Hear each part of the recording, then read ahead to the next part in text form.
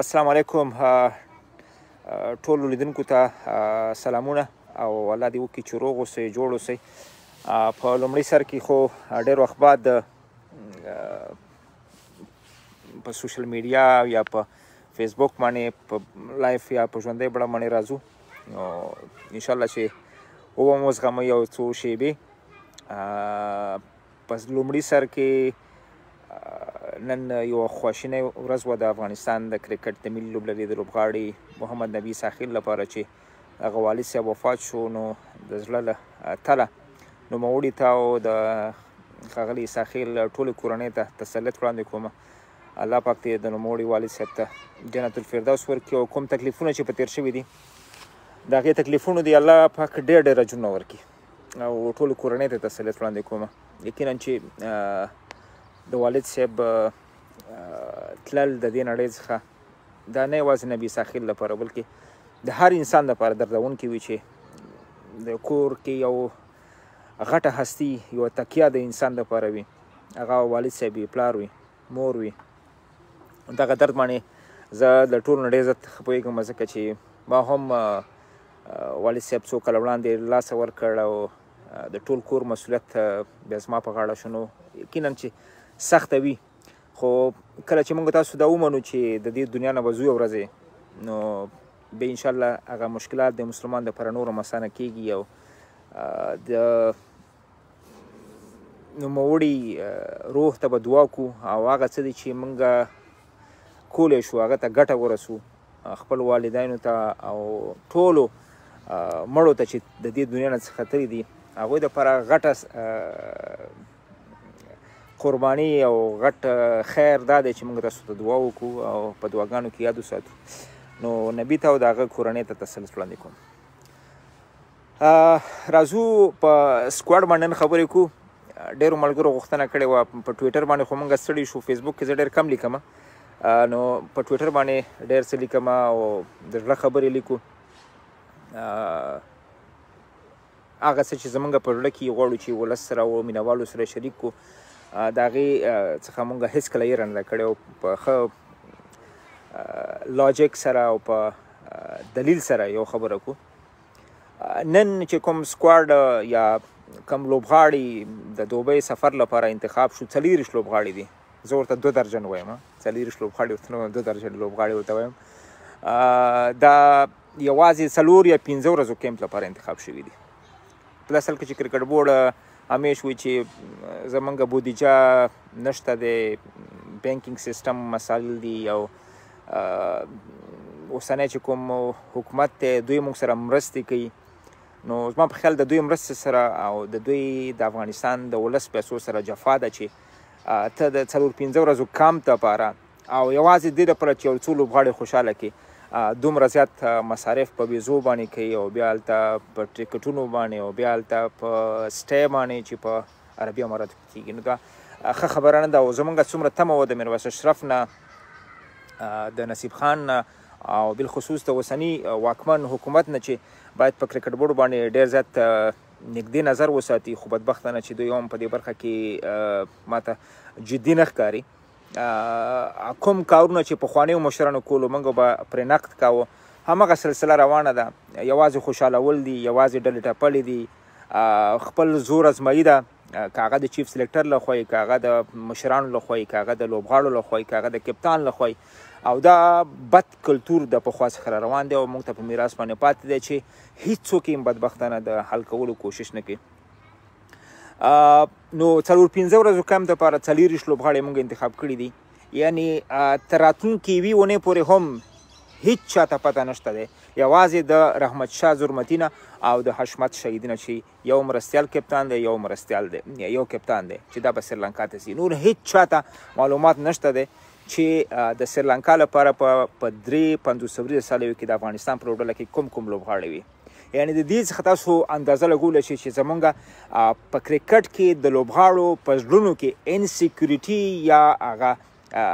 ویره یا هغه د خوندیتوب هغه مسله څومره زیاته ده چې یو مهم سیریز لپاره چې هغې ته یوازې د ګوتو په شمار باندې 12 ورځې پاتې دي، تر نن ورځې پورې تر راتلونکي جمعې پورې به هیڅ چاته پته نه لګېږي چې زمونږ د سریلانکا په وړاندې کوم لوبغاړي د رحمت شاه زرمتي او د کپتان نه بغیر چې د دواړه کرکټ بورډ اعلان کړي دي نور کوم لوبغاړي به موږ د سریلانکا سفر لپاره غوره کړو دا هغه څه دي چې دا نن پروفیشنالیزم غیر مسلکي توب ښیي او د مسلکي خلکو نه خوا چې کله غیر مسلکي کارونه کیږي نو باید چې یو څوک دغه په وړاندې باندې غږ پورته کړي نو زمونږ نقد په دې خاطر نه دی چې مونږ اوسنۍ ادارې سره یا سلیکټر سره یا نورو سره مشکلات لرو مونږ وایو چې ستاسو دغه سیسټم د طریقه کار ستاسې غلط دی په دې باندې که زه اوس راپاڅم محمود او احمد او ډېر لوبغاړو نومونه په سوشل میډیا کې یادېږي کریم جنت دی ناصر جمال دی دغلاس سلیم صافی دی یا وفادار مومن دی یا ضیا شریفي دی نور داسې لوبغاړي زهیر خان دی د دې نومونه اخیستل کېږي چې دا پکې ول نشته دی خو ما عمر کې هم زه د دې پلوي نه یم چې زه د یو لوبغاړي نوم واخلم چې فلانکې لوبغاړی ولې نشته دی فلانکې لوبغاړی ولې ټیم کې شته ځکه زه په دې باور یم چې څوک هم د افغانستان لپاره په ډومېسټک کې په پروفیشنل کرکټ کې مسلکي کرکټ کې د افغانستان لپاره هغه ټول د دې حقدار دي چې د افغانستان لپاره ولوبېږي د هغوی یو ارمان دی د هغوی د کورنیو د هغوی د ولایتونو د هغوی د خپلوانو د هغوی د مور پلار د هغوی د کوچز د ارمان دی د هغوی خپل ارمان دی چې هغه یو ورځ د افغانستان لپاره ولوبېږي خو هغه څوک به د افغانستان لپاره لوبېږي چې هغوی معیارونه پوره کړي هغوی په ډومېسټک کې تر ټولو ټاپ لوبغاړی وي هغوی ځان ثابت کړی چې په فټنس لحاظ په ډسپلن لحاظ په پرفارمنس لحاظ باندې له نورو لوبغاړو څخه هغوی غوره دي هغه به راځي د افغانستان لپاره به لوبېږي احمد وي محمود وي د نورستان که د پنجشیر که د ارزګان که د خوست که ننګرهار هغه به لوبېږي خو بدبختانه تاسو دې دوه سیریزونو ته وګورئ موږ 2023 50 ورځې کرکټ نړیوال جام ته لا تر اوسه پورې لاره نه پیدا کړې موږ د دغې لارې په دورشل کې یو موږ 2023 50 ورځې کرکټ نړیوال جام ته لاره پیدا کړو خو تر نن تاریخه پورې چې د یو کال نه کمه موده 2023 کال 50 ورځې کرکټ نړیوال جام ته پاتې تر اوسه پورې موږ خپل سکواډ نه دی برابر کړی تر نن پورې تاسو په دې وروستي یو کال کې چې موږ کوم 2 سیریزونه کړي د 50 ورځې لوبو هغه که د بنګلادیش سره تاسو سیریز وګورئ که هغه تاسې د زیمبابوې سره سیریز وګورئ په دواړو سیریزونو کې تاسو وکته چې زه د زیمبابوې سیریز تاسو سره ښیم په دې کې چې کوم لوبغاړي وو په هغې لوبغاړو کې که یو یا دوه یا دریو کې کوم مسله وه مشکل و اول خو باید دومره زر یو لوبغاړي سره موږ تاسو تنګ نشو که بیا هم هغه سره تنګېږو د هغه زموږ په معیار باندې برابر نه و او موږ نه یو څه اشتباه شوی وه کنډیشن ته په کتو بل څه بل نو هغه باید مکمل موږ د سیسټم نه وباسو هغه پلان نه وباسو هغسې لوبغاړي راول چې موږ هغه پلان کې 2023 نړیوال جام ته موږ ریاض حسن باندې ولې خوشحاله شو موږ په ابراهیم صدران باندې ولې خوشحاله شو موږ په فضل حق ولې خوشحاله شو ځکه موږ په دې پوهېدو چې دا 2023 نړیوال جام دپاره تیارېدی شي موږ کافي وخت لرو چې دوی تیار کړو خو که تاسو د هغې نه وړاندې د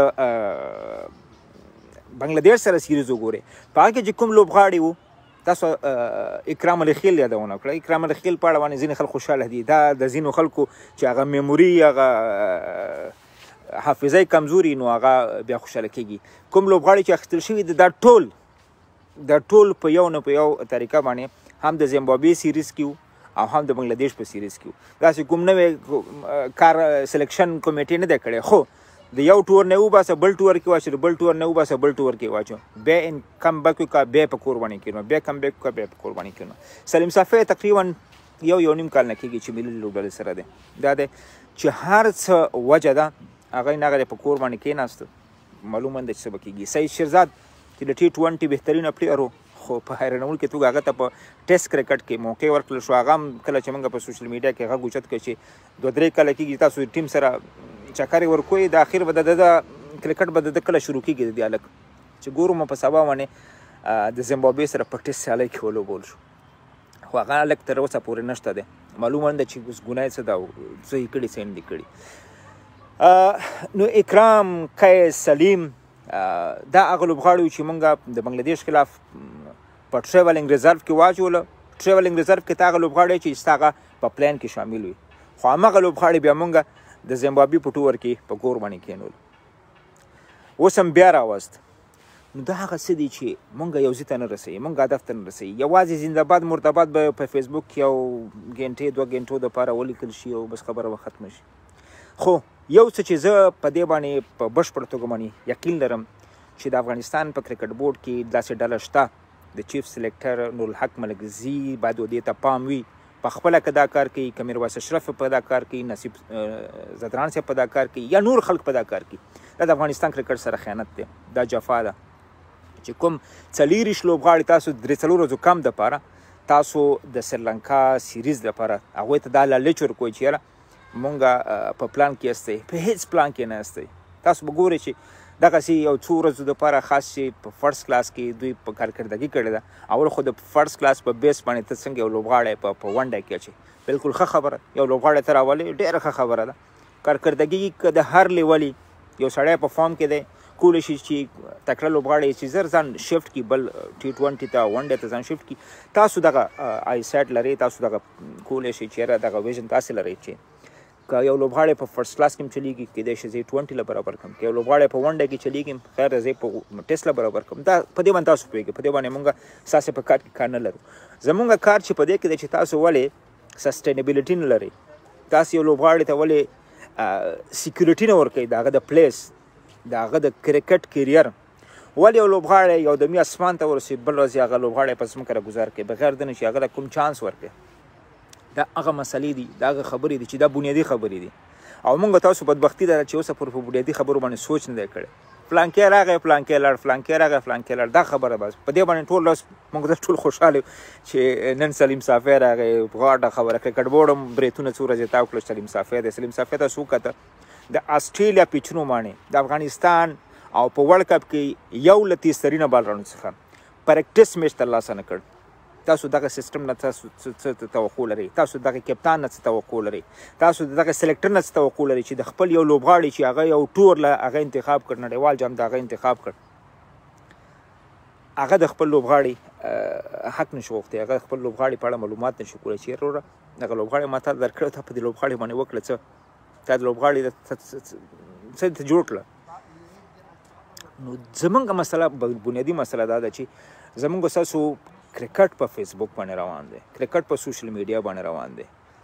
په کومه خبره باندې چې پوهېږي کرکټ بورډ چې په دې باندې ماته خلک زنده باد وي، په دې باندې زه کریډټ اخیستی شم، ډېر په مهارت سره هغه کار وکړي، یو څو ورځې خلک خوشحاله کړي. دا اوس زه ډېر خبریالان ما وکاته په فیسبوک کې 40 کسانو ته دومره خسته توجیه ورکوله،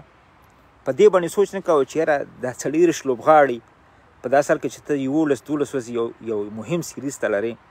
او ته خوشحاله یې چې ولا چې فلانکی راغی. یو میاشت مخکې، 2 میاشتې مخکې، 5 میاشتې مخکې چې کوم لوبغاړي راغلي د هغې پوښتنه تا وکړه چې هغه څه شو، په هغې باندې څه وشو. ځکه کله چې یو لوبغاړی ته نیشنل سیټ اپ له راولې، ملي ټیم له راولې، هغه باید د ټولو معیارونو نه تېر شوی وي، ټولو معیارونو کې هغه پاس شوی وي، هغه یو یا 2 په ګوتو د ګوتو په شمېر وي، هغه داسې درجن نه وي چې بیا ستانه هغه کنټرکټ غواړي، بیا ستانه هغه ټاپ لیول کرکټ غواړي، بیا هغه تا په فیسبوک کې تا له دمکیانې درکوي، تا ته وارننګونه وختونه درکوي چې زه لایف راځم، یو پوسټ کوي، کمنټ کوي، یا په یو اننګز باندې په سوشل میډیا باندې خپل مینوال ځان باندې راوچتوي چې یاره ما سره ظلم کېږي او بس دا د خدای برکت دی چې دغه ما توره وکړه. نو وجه دا ده چې دغه کارونه کېږي چې کرکټ بورډ کې سیسټم نشته دی، او که سیسټم وي سیسټم تر پښو لاندې کېږي. نو دغه 40 لوبغاړو انتخاب سره 100% کې موافق یم، د افغانستان هیڅ په درد باندې نه خوري. یو څو ورځې یو څو لوبغاړي به خوشحاله شي، جبکې به یو څو روپۍ واچي بیرته به راځي. په دې هیله باندې ځکه دغه معلومات چې ما کړي دي چې تقریبا 15 ورځې کیمپ دی، خو کرکټ بورډ دا 15 ورځو خبره هم نه ده کړې چې تاسو ته معلومات درکړي، دومره ستاسې دغه عمر نه دی چې تاسو ته ووایي چې دغه کیمپ د څو ورځو کیمپ دی، یا درته ووایي چې موږ د دوبۍ کې به څه کوو، دا لوبغاړي به موږ په نیټ باندې انتخابو، که نه موږ عربي امارات سره چې کوم څو ورځې مخکې چې هغه کریډټ واخیست چې عربي امارات سره موږ هوکړه کړې ده چې دوبۍ میدان هم راکوي او لوبې به هم راکوي او سیریزونه هم راسره کوي او دا هم کوي هغه هم کوي. کوم پریکټس میچ ته، کوم تمریني لوبه شته که نه، خو خپل سیناریو میچ کیدای شي وکړي، د هغې نه به یو لوبغاړی انتخابېږي، خدای دې وکړي، الله دې وکړي چې کوم کمبود کرکټ بورډ ته ښکاري. او زه خو ټوله پړه دلته په نورالحق ملکزي او په کپتان باندې اچوم، په مرستیال کپتان اچوم چې دوی دغه د زیمبابوې سیریز په جون کې مونږ کړی دی، د جون میاشتې نه را په دې خو تقریبا 45-46 میاشتې کېږي. تاسې باید په خپل ډومېسټک کې کتلی وی چې زما د یو کپتان په حیث باندې راتلونکو مهمو سرو لپاره زما کوم بوت ته په لوبډله کې زما بالر په کار دی. د زیمبابوې سفر کې ما سره بالر ښه نه و، زما بیټسمین په کار دی. ما سره زیمبابوې په ټور کې بیټسمین نه و، ما سره بنګلادیش په ټور کې اوپنر نه و، ما سره سپینر نه و، ما سره لیفټ آرم نه و، ما سره اف بریکر نه و، ما سره فینیشر نه و. دا هغه سوچ دی چې کپتان باید وکړي. حشمته زه تا ته وایم ته به په دې 25 لوبغاړو باندې ته څه کوې؟ کپتاني خو داسې نه کېږي. صحیح ده چې دا یو امتیاز دی، خوشحاله به خو تا ته معلومه ده چې سبا به د نبي ساحل غوندې ایشیا کپ به م ولوبم، ورلډ کپ به م ولوبم، سبا به راشم پوه شو ولس ته به وایم چې کرکټ بورډ سره او سلیکشن سره او لوبغاړو سره موږ په یو پیج باندې نو کوچینګ سره بس خبره به ختمه شي. نه انکوایري وشوه، نه کوم میټینګ راوغوښتل شو، نه کومه کمیټه جوړه شوه. دومره تورونه ولګول شو که دا تورونه په کرکټ بورډ په بل کوم کرکټ بورډ کې شوی وي تاسو به غوغا کتلی وي. خو دې نه معلومیږي چې موږ د ولس د احساساتو، موږ سره د دې خلکو د مینې، موږ سره د دې خلکو د خوشحالۍ هیڅ قسم غم نشته دی. د همدې وجې نه په ډېر اسانۍ باندې به سبا چکر به وشي او بس څه به د سریلانکا خواته ځي او څه به دې خواته راځي. خبره وخت کوي. نو راځو دې ته چې د افغانستان هر لوبغاړی، ځینې فیسبوکونه زه ګورم ډېر بد رد لوبغاړو ته وایي، د هغوی بدن پورې خاندي، د هغوی قوارې پورې خاندي، د هغوی قوم پورې خاندي، د هغوی ولایت پورې خاندي، د هغوی بیټینګ سټایل پورې، د هغه بالینګ سټایل پورې خاندي، چې دا ډېر غټ بیکاره او غلط فرهنګ دی. دغه فرهنګ تشویقوي مه. ټول لوبغاړي چې د افغانستان لپاره پروفیشنل کرکټ کوي هغه مسلکي کرکټران دي، تکړه کرکټران دي او د همدغې سیټ اپ، د همدغې سیستم، د همدغې ادارې، د همدغې امکاناتو چې موږ یې په کور دننه لرو دا اوس بهترینه کرکټران دي. خو څوک باید دوی ته چانس ورکړي. دا هغه څه دي چې مسؤلینو ته راګرځي دا خبره، دا هغه څه دي چې سیستم ته راګرځي دا خبره. او سیستم چې کله اداره چې خپله هر څه در خپو لاندې کوي نو بیا مجبور دی چې هر څوک په دوی باندې نیوکې وکړي. زم راپاسم بلم راپاسم بلم، ځکه چې دوی هغه څه چې په کار دی هغسې کار نه کوي. نو هغه کله چې هغه کار نه کوي، زیاتره خلکو ما ته په فیسبوک کې او په میسیجونو کې دا خبرې کوي چې مړه 80% خو ټیم صحیح دی، 80% وروره. زه په دې یقین یم تاسو سره خپل کار دی. زه هم که یو کار 99% هم صحیح شوی، ما ته هغه مهمه خبره نه ده. 1% غلط کار شوی دی، 1% په 100 کې هغه باید زه هایلایټ کړم او ووایم چې ورور دغه کار ولې غلط شوی دی. او دا په دې معنی نه چې زه یو کس ته خدای نخسته توهین وکړم، زه یو کس ته ور په ګوته کړم چې وروره دغه کار دی که قصدن 1% غلط کړی ورته پام دې اړومه چې باید ونه شي. او که په اشتباه کې د نه شوي بیا هم تا سره ښېګڼه کوم چې دغه غلط کار در ښیم. مینوال خو زه همیش تشویق کوم، خو مینوال ته زه همیش وایم که تاسو یو کار 1% صحیح وګورئ، 99% خراب ګورئ، 99% خراب کار ته مه ګورئ، 1% تشویق کوئ. ځکه افغان کرکټ ته، افغان لوبغاړو ته د مینوالو تشویق ډېر زیات مهم دی. خو که کرکټ څارونکو په حیث، د کرکټ د تبصره کوونکو په حیث چې موږ ځان ته دا اختیار ورکړو، ځکه که دغه لوبغاړو 8-9 کاله کرکټ کړی دی، موږ 18 کاله 19 کاله ما دوی سره سفرونه کړي دي، ما دوی سره په هوټلونو کې شپې کړي دي، ما دوی ډېرې بدې سختې ورځې کتلې دي. که زه ورته کاذبه دروغجن تمثیل کوم چې تاسو ډېر تکړه یاست، ډېر ښه روان یاست او موږ ډېر وروسته پاتې خلک یو، موږ ډېر جنګ ځپلي خلک یو، پوه شي، او بس همدغه اوس هم ډېر تکړه یاست، دا به زما دوی سره خیانت وي، دا به زما د ادارې سره خیانت وي، دا به زما مشرانو سره خیانت وي. نو زه په دې هېڅ کله طرفداره نه یم چې یو شی زه ګورم چې غلط وي، کم تر کمه په هغې باندې خپل غږ اوچت کړم، نور خو همدغه څه نه کېږي. خو تاسو نه همیش زما غوښتنه دا د مینوالو نه په کرکټ بورډ کې یا په اداره کې یا په ټیم کې 1% هم یو کار صحیح شوی تاسو تشویق کوئ، تاسو یې ملاتړ وکړئ، ځکه کرکټ نه بغیر موږ داسې بله خوشحالي نه لرو. دا زموږ د خوشحالۍ یوازینۍ ذریعه ده اوس وخت کې. نو په کار ده چې موږ همیش خپل لوبغاړي تشویق کړو، خپل لوبډلې تشویق کړو. بېلابېل نومونه په لوبغاړو باندې مږ دی، د هغوی کورنیو ته، د هغوی شخصي حریم ته مړې نه وځئ.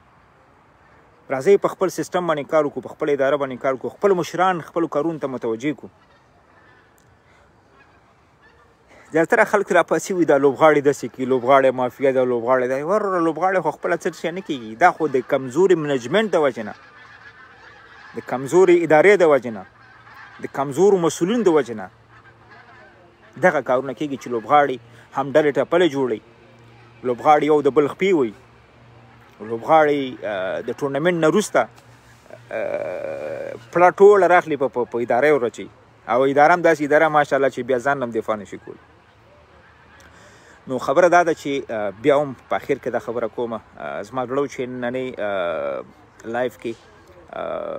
څو ملګري قمري صاحب سره مو واده کړې وه کور ودان خو ما په خیال پیدا مې نه کړ او په دغه سیستم باندې تر ډېر زیات نه پوهېږم راتلونکي بیا هم خبرې کوو مونږ لوبغاړي لرو تکړه لوبغاړي لرو د دنیا بهترینه لوبغاړي لرو خو مونږ یې په ګرومینګ نه پوهېږو مونږ یې په پرمختګ نه پوهېږو مونږ یې په روزلو نه پوهېږو د دې وجې نه مونږ هغه لوبغاړي او هغه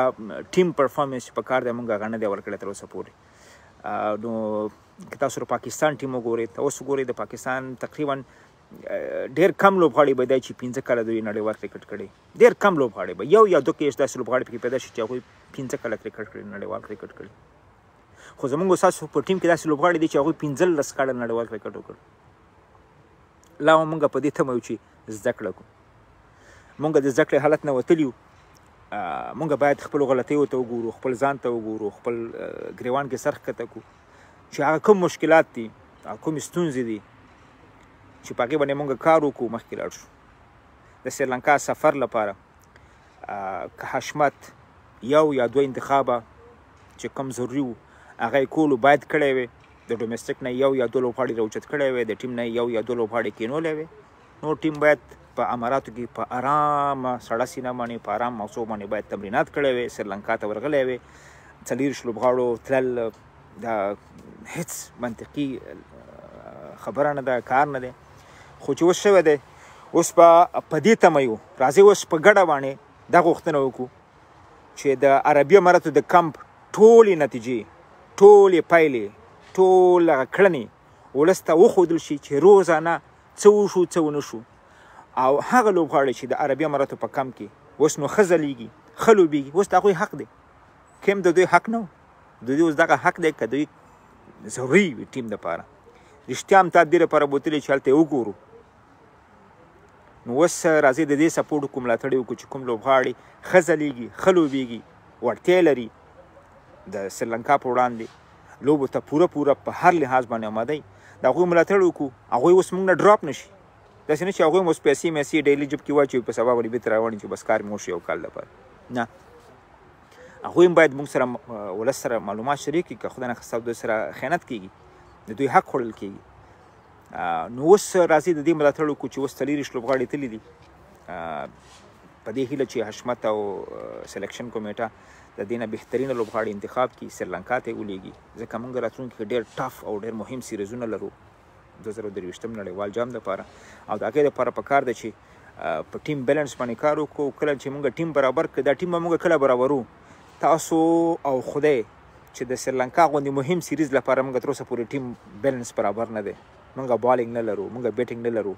که بالینګ او بیټینګ او فینشران او لونډران هم لرلی نو موږ به نن 40 لوبغاړي دوبۍ ته لېږلې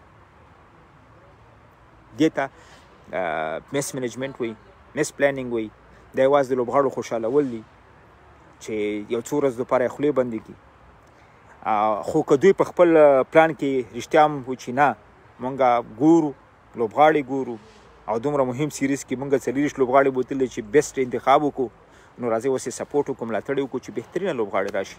او هغه د بنګلادیش د سریلانکا خلاف په 53 ورځې سیالیو کې ولوبېږي په الله مو سپارمه انشاءالله اوس خو م چل زده کړه د لایف راتلو بیا به راځو نو د اوس دپاره د الله په امان